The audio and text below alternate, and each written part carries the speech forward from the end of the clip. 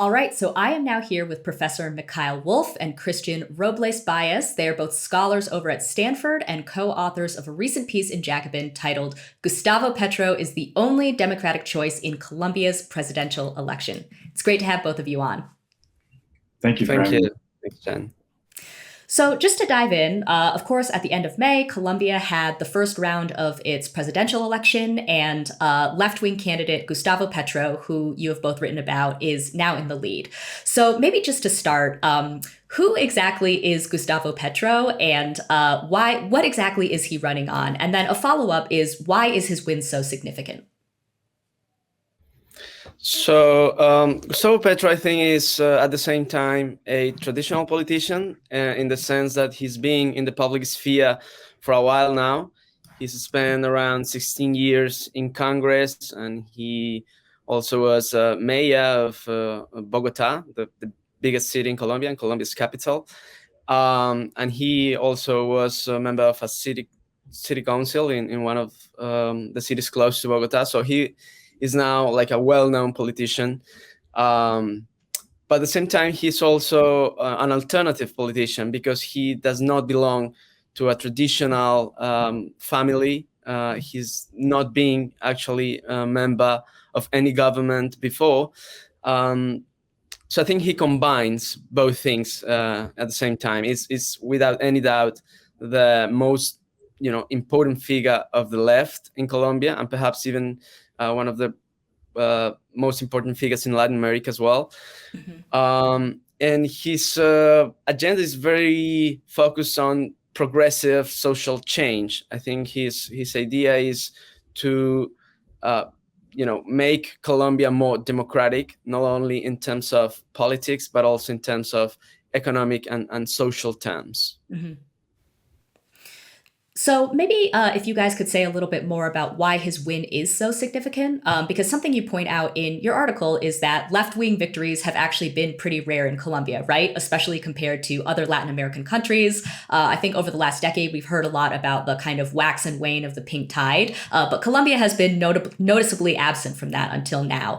So why is Petro's win so significant, and why have left-wing victories in Colombia been so rare previously? Yeah, I think if you look historically, Colombia has been kind of an outlier within South America. The left has never taken power at the national level.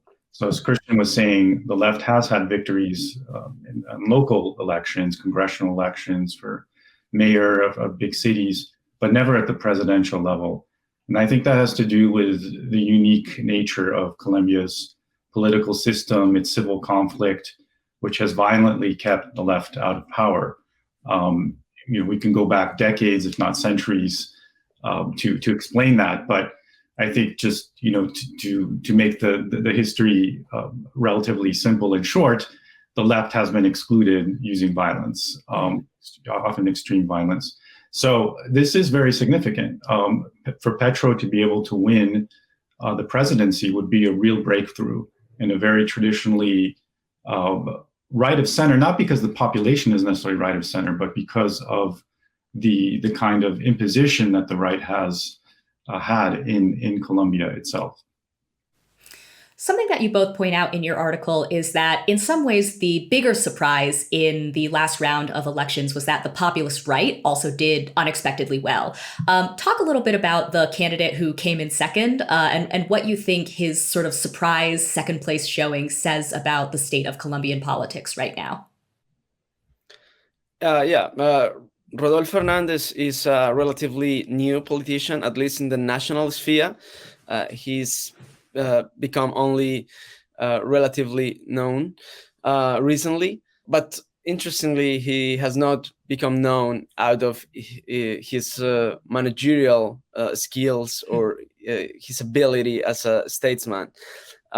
He's being known mainly out of his, extravagant proposal, out of his obscene vocabulary, his obscene speeches, and I think he's launched a populist and in several aspects far-right agenda that had captured the attention of the public, because precisely that.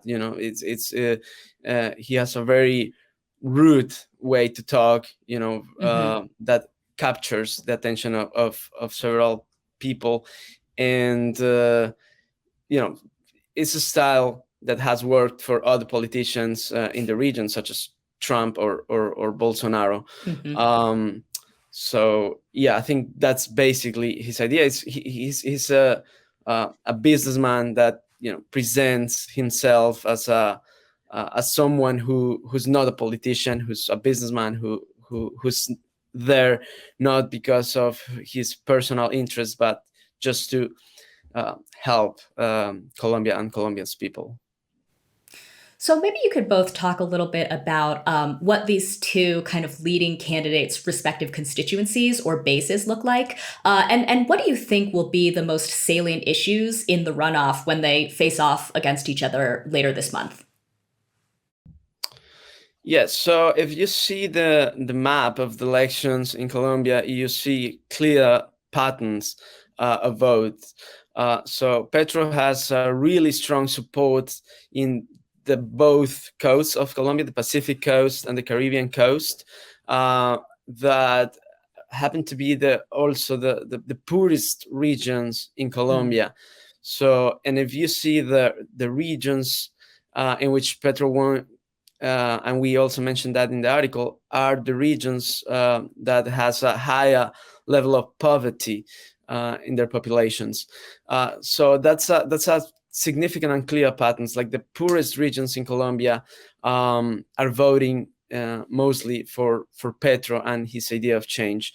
But he also has an important support in big cities. So we also noted that with the only exception of Medellin, who's had a tradition of supporting former President Álvaro Uribe, he's won in all big cities such as Bogota, Cali, Barranquilla, Cartagena, Santa Marta, Valledupar, among others.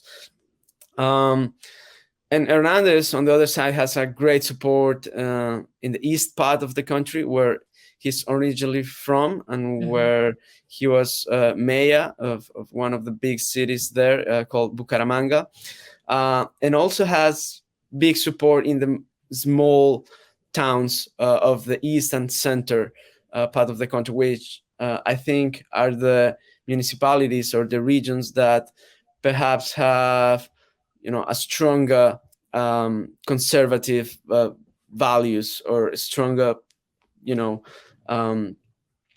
feelings against change and against the idea of change. So when it comes to the runoff election later this month, what do you think will be the most salient issues kind of dividing him from Petro? Yeah, so I think the idea that Petro is promoting a social and progressive agenda very clearly, very structured. I think Petro is a person who has taken the time to think about the problems of the country, who's spent a lot of time studying and traveling around Colombia, listening to people, whereas Hernández, on the other hand, has somehow proud himself out of his ignorance about the country. He said that he does not need to know about the country, about the geography, and interestingly, he's presenting that as a sort of humbleness. He presents his ignorance somehow as humbleness, which is interesting. Yeah. So the run is actually only in 6 days. Yes. The campaign's been ongoing now, for the second round for quite a while. And, one thing about the dynamic of this is that Petro did not expect to face Hernández in the second round. He expected to face the traditional right candidate, Fico Gutierrez, who was essentially a protege of Uribe, and Uribe's been around for 2 decades. And so he thought he would be facing the establishment, which has been completely discredited, Duque, the current right-wing president. So this has thrown him a loop because this is a very unconventional candidate using the tricks of Bolsonaro and Trump, kind of like the U.S. know-nothing party of the mid-19th century. Like Christian said, priding themselves on ignorance, using social media, TikTok, for these bland sort of messages about anti-corruption, while in fact being just as corrupt as anybody else. Right. So I want to wrap up by talking again about Petro's platform, because you end your article by noting that Petro, you quote, is likely to push much harder than either Lula or Biden for progressive social change in Colombia if he wins. So what would a Petro win mean for working class Colombians? And then maybe a follow-up is, how do you think a Petro presidency might influence other parts of Latin America?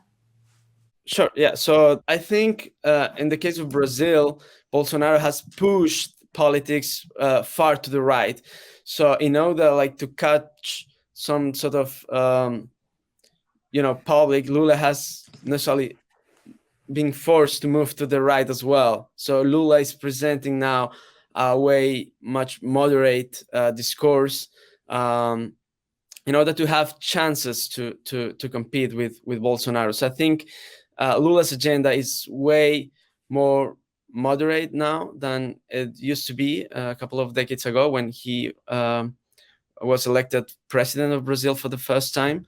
And I think Petro is also pushing a relatively moderate agenda, but for Colombia's standards, it's seen as a more drastic agenda, right?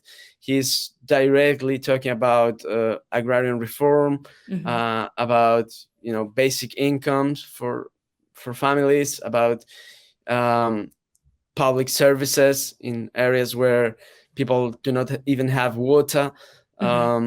So even if you think that those are very basic things for certain Colombian public, that's seen as drastic. And I think the idea that he's a leftist candidate with real chances to win is also significant. It's also somehow surprising and seen as drastic.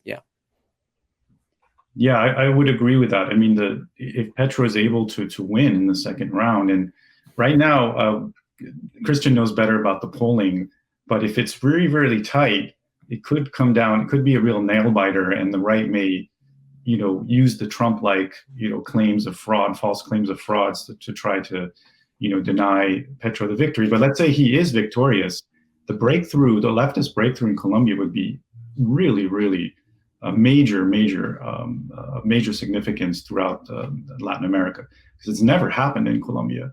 And I think it'd really be an indicator that a new pink tide is coming back from the 2000s, because it never hit Colombia. I mean, Uribe was the sort of counter to the pink tide.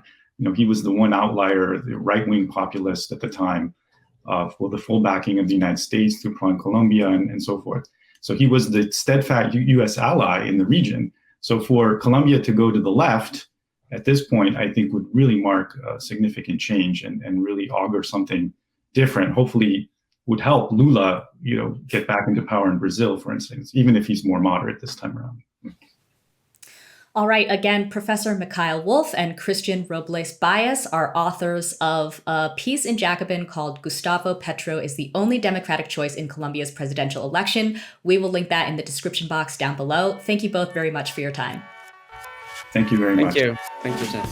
If you like this video from The Jacobin Show, please hit like and subscribe and share with your friends. Thanks.